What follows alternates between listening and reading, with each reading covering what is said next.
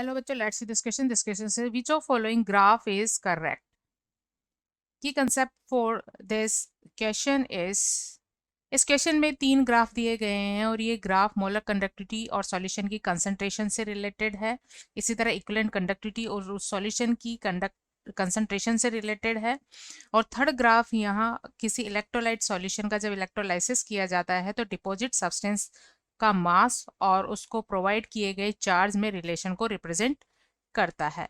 So key concept for this question is key concept for this question is electrolytic solution से related है ये question.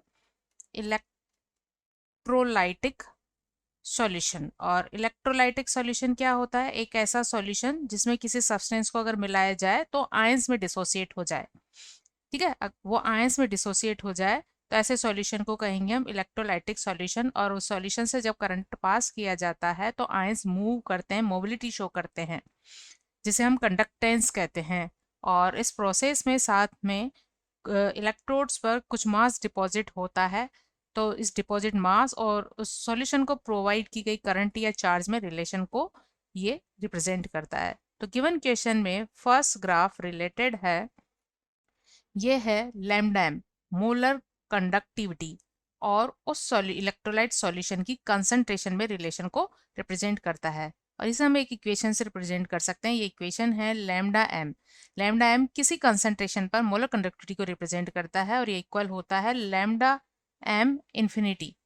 मतलब solution को हमने बहुत ज़्यादा डाइल्यूट कर दिया है और उसका कंप्लीट आयनाइजेशन हो गया है, उस कंडीशन में उसकी मोलर कंडक्टिविटी को रिप्रेजेंट करता है माइनस ए रूट सी। और रूट सी सॉल्यूशन की कंसंट्रेशन है, ए यहाँ एक कांस्टेंट है और ये कांस्टेंट इलेक्ट्रोलाइट के टाइप पर डिपेंड करता है। तो इस इक्वेशन को हम इस तरह से कंपेयर कर सकते हैं। लैम्डा एम हो जाएगा वाई, लैम्डा एम इनफाइनाइट हो जाएगा यहाँ सी माइनस, और ये हो जाएगा एम एक्स। क्योंकि इस क्वेश्चन में y को हमने लिया है, लैम्डा एम को लिया है y एक्सिस पर, इसी तरह x को लिया है हमने, रूट सी को लिया है एक्सिस पर, और c यहाँ एक कांस्टेंट वैल्यू है जो इनफाइनाइट डाइल्यूशन पर मोलर कंडक्टिविटी कहलाती है, जो सभी इलेक्ट्रोलाइट के लिए ये डिफरेंट डिफरेंट होती है। सो अगर हम ग्राफ 1 को देखें और इस ग्राफ KCl जो कि एक स्ट्रॉन्ग इलेक्ट्रोलाइट है, इस ग्राफ को अगर y एक्सिस पर, ये y एक्सिस है और ये x एक्सिस है, तो अगर इसको y एक्सिस पर लेके जाए तो कहीं ना कहीं y एक्सिस पर मिल जाएगा। और y एक्सिस पर जहां भी मिलेगा ये रिप्रेजेंट करेगा किसे? इनफाइनाइट डाइल्यूशन पर मोलर कंडक्टेंस को रिप्रेजेंट करेगा। तो इसकी इनफाइनाइट डाइल्यूशन पर मोलर कंडक्टेंस यहाँ हो जाएगी लैम्डा एम इनफाइनाइट। तो ये वैल्यू क्या होती है? सबसे ज्यादा मोलर कंडक्टिविटी को रिप्रेजेंट करती है। और जैसे जैसे लेफ्ट टू राइट जाता है कंसंट्रेशन बढ़ती है, मतलब डाइल्यूशन कम होता जाता है, वैसे वैसे मोलर कंडक्टेंस कम होती जाती है। सो ये जो ग्राफ हमें मिला है स्ट्रॉन्ग इलेक्ट्रोलाइट के लिए, लैम्डा एम वर्सेस रूट सी, एक करेक्ट ग्राफ है। ये बिल्कुल करेक्ट ग्राफ है। ग्राफ 2 की अगर हम बात करें तो यहाँ भी लैम्डा इक्विवेलेंट कंडक्टेंस और रूट सी के वर्सेस ग्राफ बनाया गया है। और इसके लिए इक्वेशन होती है equivalent conductance at any concentration is equal equivalent conductance at infinite dilution minus A root C. C solution की कंसंट्रेशन है, ए कांस्टेंट है जो इलेक्ट्रोलाइट के टाइप पर डिपेंड करता है। लेकिन यहाँ पर लिया गया जो इलेक्ट्रोलाइट है वो कैसा है? एक वीक इलेक्ट्रोलाइट है। ये एक वीक इलेक्ट्रोलाइट है, जबकि KCl एक स्ट्रॉन्ग इलेक्ट्रोलाइट था, एक स्ट्रॉन्ग इलेक्ट्रोलाइट था। तो वीक इलेक्ट्रोलाइट के लिए हमें इस तरह का कर्व मिलता है। इसका रीजन ये है क्योंकि वीक इलेक्ट्रोलाइट का अगर सॉल्यूशन है, कंसंट्रेशन हाई है, अगर कंसंट्रेशन हाई है तो इसका आयनाइजेशन बहुत कम होता है, और आयनाइजेशन कम होता है तो इक्विवेलेंट कंडक्टेंस भी क्या होगी?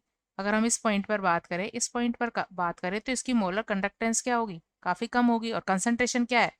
ज़्यादा है। अगर हम इस पॉइंट पर आ जाएं तो इस पॉइंट पर, क्योंकि अब कंसंट्रेशन क्या हो रही है? राइट टू लेफ्ट जाने पर बैक साइड जाने पर कंसंट्रेशन कम हो रही है और डाइल्यूशन बढ़ रहा है, और जैसे जैसे डाइल्यूशन बढ़ रहा है वैसे वैसे इक्विवेलेंट कंडक्टेंस क्या होती है, बढ़ती जाती है।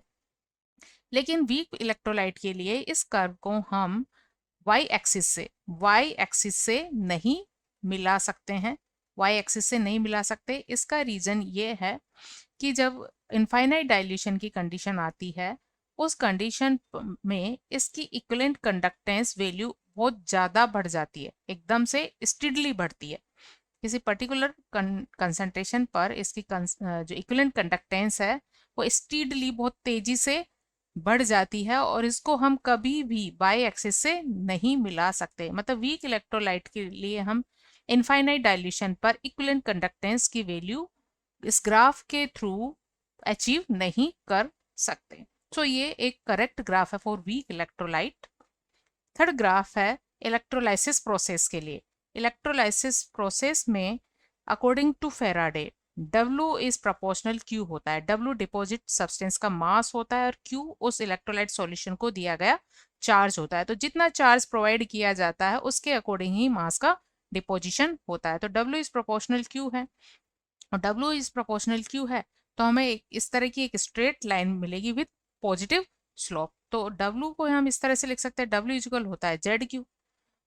तो अगर ये Y है तो ये हो जाएगा M X, X पर हमने लिया है Q और Y पर हमने लिया है W।